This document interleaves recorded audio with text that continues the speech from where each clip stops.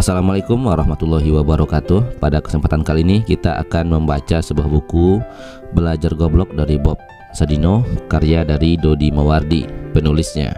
Langsung saja kita ke bab 1, yaitu Bob Sadino adalah anak guru, bukan anak pengusaha.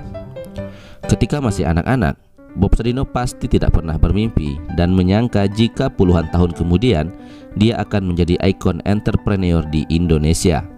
Seperti yang sering dilontarkannya, dalam menjalani hidup, Bob Sadino tidak pernah berharap, tidak punya rencana, dan belum pernah menetapkan tujuan. Banyak yang tidak percaya, tapi kenyataannya Bob Sadino sudah menjalani itu semua dengan baik. Semasa kecil, Bob hanyalah anak-anak seperti anak yang lain.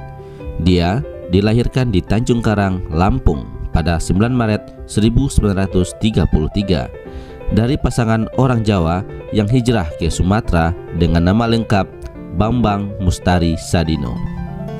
Jadi Bob Sadino boleh dibilang sebagai Puja Kesuma, putra Jawa kelahiran Sumatera.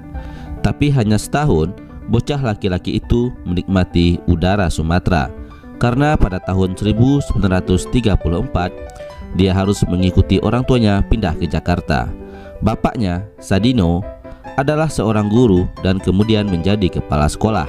Saat itu Sadino termasuk Amtenar atau pegawai negeri pemerintahan Hindia Belanda. Bob kecil hidup dalam kecukupan, tidak seperti bocah Hindia Belanda kebanyakan yang kurang makan dan kurang kasih sayang. Dia tidak pernah mengalami kesulitan hidup seperti anak-anak seusianya di waktu itu. Pendidikan pun dia dapatkan dengan leluasa, mulai SR, sekolah rakyat setingkat SD, sampai SMA. Orang tuanya yang guru membuat Bob kecil bisa memperoleh pelajaran yang memadai. Bob Sadino bergaul dengan orang Tionghoa. Dari kecil itulah Bob Sadino sudah bergaul dengan orang-orang berada, terutama dengan anak-anak keturunan Tionghoa. Sehari-hari Bob biasa bercengkrama dengan mereka dan melakukan banyak hal bersama. Kalau anak lain ke sekolah jalan kaki, saat itu saya sudah naik sepeda. Kalau anak lain naik sepeda, saya sudah naik motor.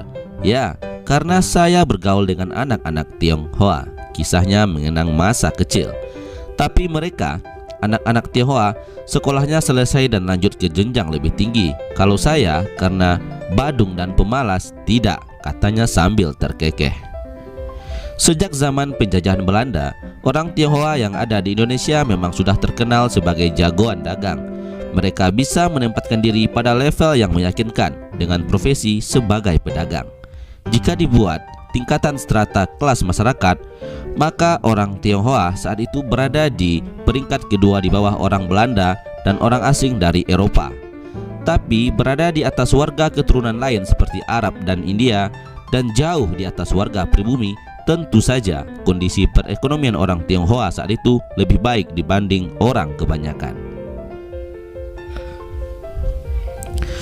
Dengan latar belakang seperti itu, Bob tetap menganggap dirinya sebagai anak orang miskin karena orang tuanya hanya seorang guru dan kepala sekolah.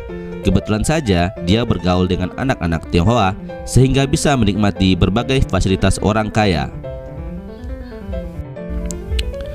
Berkat pergaulan masa kecilnya itu pula yang membuat Bob menjadi pria yang hebat dalam menjalin hubungan dengan banyak pihak. Sebuah pengalaman yang mendukungnya menjalani hidup sebagai pengusaha yang harus punya jaringan luas.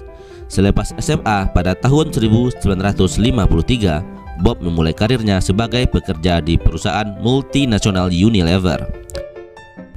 Beberapa tahun bekerja di sana, Bob ikut-ikutan teman-temannya melanjutkan kuliah. Pilihannya adalah Fakultas Hukum Universitas Indonesia, karena kala itu tempat kuliah masih terbatas. Tapi karena tidak betah, Bob hanya bertahan beberapa bulan saja di FHUI. Dia merasa bangku kuliah bukan tempat yang cocok, sehingga berhenti dan bekerja kembali. Waktu itu saya hanya ikut-ikutan teman saja,